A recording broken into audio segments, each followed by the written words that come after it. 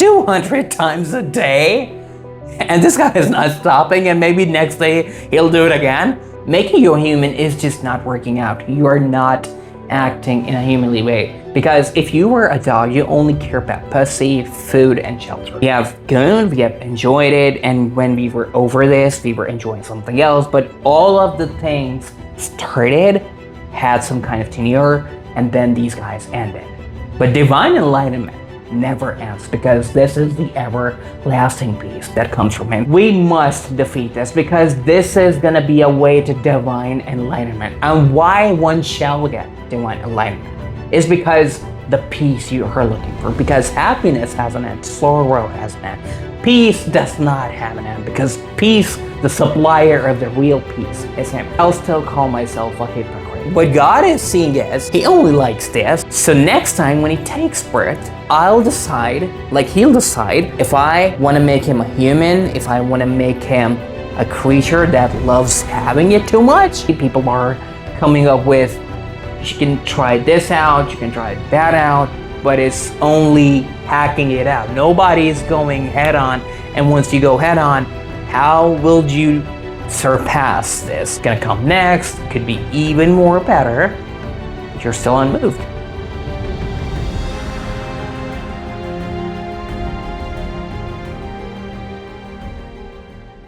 This entire series is for the gooners who are struggling, who are not able to stop themselves, and I was once like you. So I'm not going to repeat a lot of it, but what I want to tell you is because of this spiritual thing directly from God again, I am able to keep myself at peace, and I'm again a couple days clean because I started clean this year. But yeah, we do not have to get into too much of it.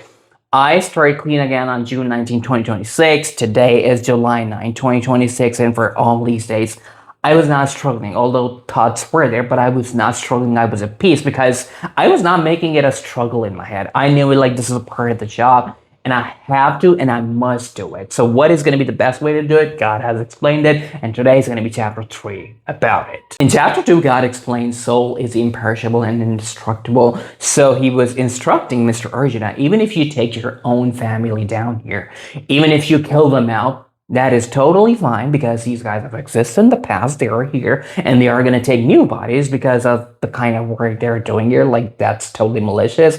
And I, by my own will, is going to decide if they make it to my place, or they make it to Earth, or they make it to even lowly planets. Like, that is totally fine. You can take them out, because these are only bodies here. Like, use your soul's power to conquer this all. But after hearing this all, in chapter 3, Mr. Arjuna is like totally perplexed and confused.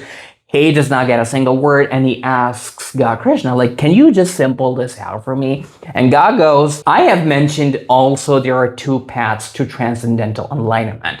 One is the path of knowledge based on philosophy and contemplation, and other is the path of work or action. Meaning, abstaining from work or physical renunciation is not the answer. Both are inadequate ways to divine enlightenment. Now, this one really relates with us, because let's just not consider Mr. Arjuna here. We are just so gone and twisted from our heads, and we are just not able to stop ourselves. But if we don't do this, we are actually not doing our job here. Our job is to surpass everything that is holding us back. And this also happened to be a thing which we have sprawled out to the ends of the earth, and we are just going crazy like we cannot defeat this. But you know, we must defeat this, because this is going to be a way to divine enlightenment. Now, why would one want to get divine enlightenment? Because this is the only real enlightenment that never fades off, and because every other thing you have tried in the past, including myself, because we have gooned, we have enjoyed it, and when we were over this, we were enjoying something else. But all of the things started, had some kind of tenure, and then these guys ended. But divine enlightenment never ends, because this is the everlasting peace that comes from him. So regardless of knowingly or unknowingly, like whatever you're doing, you will have to go for this. And even if you are not going for this, you are on this path already unknowingly. Because if you don't learn this in this word, you are going to learn this in next, if not next, a lot of words. Because I believe it was in last chapter, maybe like In the further chapters, God says, if you really want to get that peace, you'll have to get yourself under me. There's no other way around, because I have decided that there is going to be no other way around. Peace is only given to people who surrender themselves under me. Okay? So you will have to surpass this. And it's not only about trying to surpass your gooning habits, it's surpassing everything that you believe can supply for that peace, which is not actually peace, but it's only happiness. And peace is only going to be there when you detach yourself from it. You surpass it. You're going to defeat this because it's his creation. He has made this entire thing to teach the mankind, like, okay, I exist here. And when I'm the final boss, like the real boss who supplies for everything, you do not have anything that you can do about it. Further, God goes, not for a moment can one live without action, whether one likes it or not, and one is compelled to act, influenced by the three modes of material nature. Now, the three modes of material nature, obviously, I'm going to explain to you a little further, but even if you don't like to take any action, you're still compelled to take action, because God is saying you cannot even maintain your own body if you don't take action. Like, this is the bare minimum that you will have to do regardless of your intent. But if you put your intent in there as well, which obviously is there, like, because when you try to blow up yourself, you have an intent of enjoying it, but it only lasts for a couple minutes, hours, days. But when you have an intent of serving him, you get peace in return, and then you can progress further with your real job. It's possible that one restrains one's senses but continues to think of sensual pleasure. He's not really inactive, he's but a hypocrite. Meaning, you can be physically clean, which I was last year. I did it for 365 days, but I was only like physically clean. In my head, those thoughts were a lot more. And even today, like when I started on June 19, 2026, thoughts are a little less, but I'll still call myself a hypocrite because I am willingly not throwing these thoughts away. My body does want to have it. I still am drooling over it in my head. To liberate oneself from the bondage of existence, action has to be done as a sacrifice to the Lord, and all other actions are binding. So Arjuna, work without attachment. Now, why is God saying you'll have to liberate yourself from the bondage of existence? And if you do not work from a point of detachment, you'll be taking birth again. Because, okay, let's just talk about the person who loves having it in bed all the time. This guy is only chasing this. And let's just say he has all of it. But what God is seeing is he only likes this. So next time when he takes birth, he'll decide if I want to make him a human, if I want to make him a creature that loves having it too much, because we all have seen all the other living beings, we can see fishes, dogs, wildlife. Everybody produces their own kind in their own way. And if you have never heard about it, I just saw it like a couple days ago. A lion can mate like 200 times a day. 200 times a day? And this guy is not stopping, and maybe next day he'll do it again. So, God decides on the basis of your actions. If you just goon too much, if you just have it so much, you might get casted into another body. But that's not even the point. You will be casted into a body. You will be taking birth on earth or maybe some other place. So it's going to be birth and death. Birth and death. The cycle is going to still go on, and you do not even know when it's going to end. Because in the further chapters, also God explained, when one just denies to learn all of this that I'm giving to you guys here, I make sure that I'm not even making these guys have their birth on the normal planets. I send them to hell. The Creator, Prajapati, blessed all mankind at the beginning of existence to perform sacrifices that would please the Lord and usher in prosperity, and sacrifices pleased the Devatas, who then satisfied those who have performed the sacrifice. This reciprocation between gods and mankind benefits all.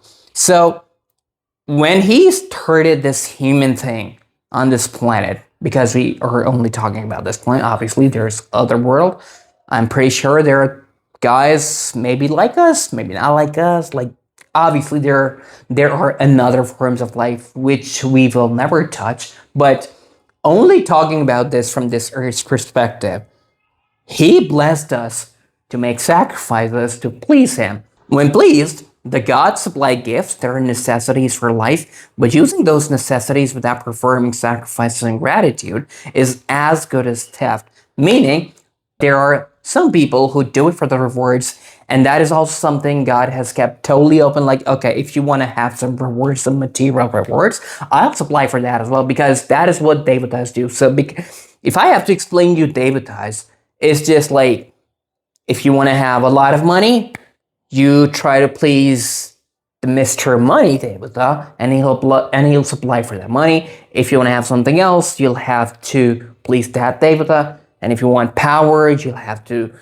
please the Power Devata, and Power Devata is going to supply for that power inside you. So like you can do whatever you want it to do, but all of the things, all of the blessings, this power that you get from the Devatas, again, have a beginning, and they have a tenure, and then these things end, because God himself said, he himself supplies for these powers through the Devatas, and like these Devatas go to God with these requests of ours because we are trying to do it, and these all Devatas are a form of God. So these things also have an end. Now, pious people habitually take food that is first offered to God, and by doing so, they are relieved of their sins. But the wicked eat only for their enjoyment, and simply by eating, they are sinning. Now, what does this mean? When you're a religious type of person and you recognize like he is the only real thing, and you start devoting that food's energy towards him, meaning, so when he said, pious people habitually take food that is first offered to God, meaning we are really grateful to God that he supplied us with food, and the energy that food is going to deliver inside us, by using that energy, we do his things. We do what we were destined to be, not what we like or we do not like, because that is, again, from a point of passion, from a point of, I want to get the result from this by doing this. You should not do this. You have to offer this food before consuming yourself first. You have to give this to God first, and then you can eat it. But the people who only eat for their own enjoyment, meaning you consumed that food, you did not remember God at the time of eating, and once this food supplied for that energy in your body, using this energy, you are just going crazy over people, maybe like upsetting them or something else, and this is actually not seen as a good thing, you know? So that is actually what he means by, when you offer this food first to God, you're relieved of your sins, which I do not buy fully, because I just don't get it. How you can be relieved of your sins, even if you're working right now, because in the past life you have done some things, and even in the past couple of years, you have done a couple things, and you will have to pay for that in God's way, and God is going to decide for that. So I don't buy this idea fully, but okay, that's what he says. What I do is, I do offer my food to God first, like I remember him before taking my first bite in the day, and every other bite that I am going to take, I still remember him first. And once I'm done with that, I use that energy to be as righteous as I can. Because if you guys are not even totally right, he is totally okay with that, because he has said in the last chapter, if you do your job that you were destined to do, that is totally fine, even if that's incomplete, because it's far better to do your thing rather than be indulging yourself into some other's tasks, which you were not destined to. So keep yourself away and do your job as best as you can. Living beings are dependent on grains. Grains are produced by grains. Grains are a result of performing sacrifices. One does as prescribed duty. The prescribed duties to be followed are listed in the Vedas, sacred literature, which is directly spoken by God. Thus, all sacrifices revolve around the absolute Lord. Okay? So whatever you do is actually only around Him. Like nothing on this planet, on the other worlds, which we haven't seen, but He knows it all. Okay? So everything is in His control. In the further chapters, He also said this whole world of inanimate and animate is by my willpower that I'm allowing it to happen. I can freeze it like whenever I want it to, and you won't even know it. Like, he might be doing it right now. Ignoring the cycle of duties as given in the Vedas as living a life of sin and irresponsibility. A life of sensual pleasure is a waste of life, Partha. However, the prescribed duties do not apply to one who is illuminated and fully self-realized. A self-realized person has no attachment to the results of his prescribed actions. He has no motivation to perform them because he has nothing to gain or lose. Meaning, if we keep ourselves clean and if we surpass or this drawback of ours, which we have created, yes, obviously there are going to be no rewards. If God is pleased, he is pleased.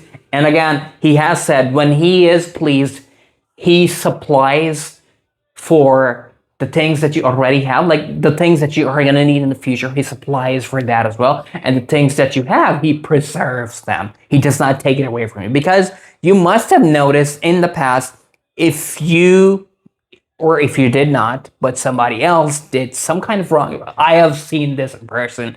This guy, like, I'm not going to give you the full story, but this guy has done a couple wrong things and he knew it. And when this wrong happened back to this guy, it was like thrice or like 4 times multiplied back wrong to him. He had attachment to have some kind of result by taking that action, which obviously he got, but he had to pay for it. So this is really, really real. Like, you have to do it from a place of no attachment. And I know when I surpass this, while giving it to you guys, there might be no rewards. And I'm ready for that. But considering my life right now, it is so incredibly fantastic because on the surface, it might look like, and obviously on the surface, it does look like everything is falling apart. Everything, you know? My life does not look in order. Also, it looks like my human years are going to be a total waste for the years to come because of the circumstances of the man. But I have, until now, never struggled for food or clothes or shower or the basic necessities that actually a human needs in the first place to keep themselves good. And when they are good, you can just go at the things you were destined to go, and I am going at my things. And it's not only about these basic necessities getting checked up on my end. I am actually seeing miracles happening. And just to give you this little example here, I was not in a position to film this right now, but I wanted to film this because this is my job and I knew it, like I have to deliver. If not today, I'm going to do it tomorrow, but I really, from my heart, all my heart, I wanted to do it today. And I was trying to make room for it, but because of some prior commitments, I could not do it. I had to show myself up somewhere else because of giving a commitment, and that is also part of my job. Fortunately, I was relieved from that place. The guy on the other end did not show up because that guy just got busy. And then I also needed this lighting, but the electricity was not there at my place. And I was actually telling God, like, if you could just supply for the electricity, because it's impossible to get this electricity here at my house because of the weather. And whenever we have this kind of weather, we don't get electricity. But it's just like he was standing right next to me. Okay, you want electricity? There you go.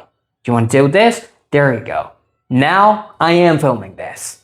I had an intent of giving it to you. And I know after filming this today and collecting all this video together in the editor, when I upload this, I know there might not be, because I've been trying this thing for the last 6 years. For my intent of giving it from a place of must be given, God has supplied for this. So how can I just say he's not here, he's not listening? He's listening to everything. So on the surface, it might look like I'm falling apart, but actually, I'm way better than what I was. And all the things are going the way they should be. Like, he knows it, and the better I get, the better he gets with me. A self-realized person has no attachment to the results of his prescribed actions. He has no motivation to perform them because he has nothing to gain or lose. Okay, I have a motivation to gain some rewards from it, but as I told you, it's 70%. I want to get the rewards. 30% is also there where I know if I do not get the rewards, I'm still supposed to do this. I still must share it with all of you guys. And even if I was not allowed by him to share it with you guys, I was still going to do it on my end, because I did not start filming this on June 19, 2026. It was like maybe 2.5 weeks later. I decided, okay, I'm going to give it in this form to you guys. But I started. Nobody was watching. I was staying true, and I told God that I'm sacrificing this joy of mine to you, and please accept. I did not know what was going to happen and what's not going to happen, but please accept this is my sacrifice. This is what all I can offer to you. And God was like, okay, yeah, thumbs up. I am good with every smallest to every biggest thing you want to sacrifice to me. If you do it with pure devotion towards me, I am all ears to you. According to God, a knowledgeable person knows all about the soul, karma, goodness. He does not get entangled with attachments or sense gratification.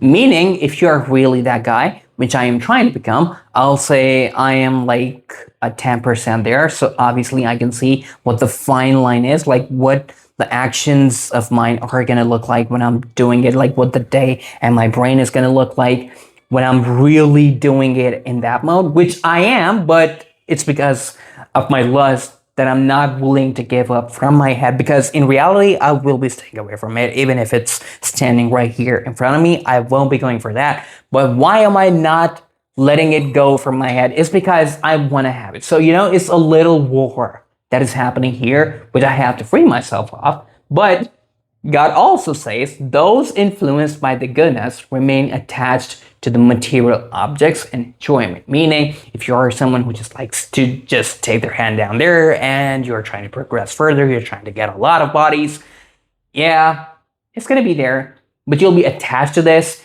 And the next part, obviously, you don't know what you are going to be, but you can be some other creature who just likes having this too much. The wise should not perplex such ignorant souls. Meaning, because I know this, and I'm fixing myself, and I know a lot of people on this planet are suffering from this, so I must give it to every one of you. This is a part of my job, because, yeah, I'll learn it. There's nobody else talking about this and this, but obviously people are coming up with, you can try this out, you can try that out, but it's only hacking it out. Nobody is going head on, and once you go head on, how will you surpass this? Because it's not defeatable, but it's surpassable. And surpassing was the only thing that you always needed, because to fight it is also in part playing a part with it.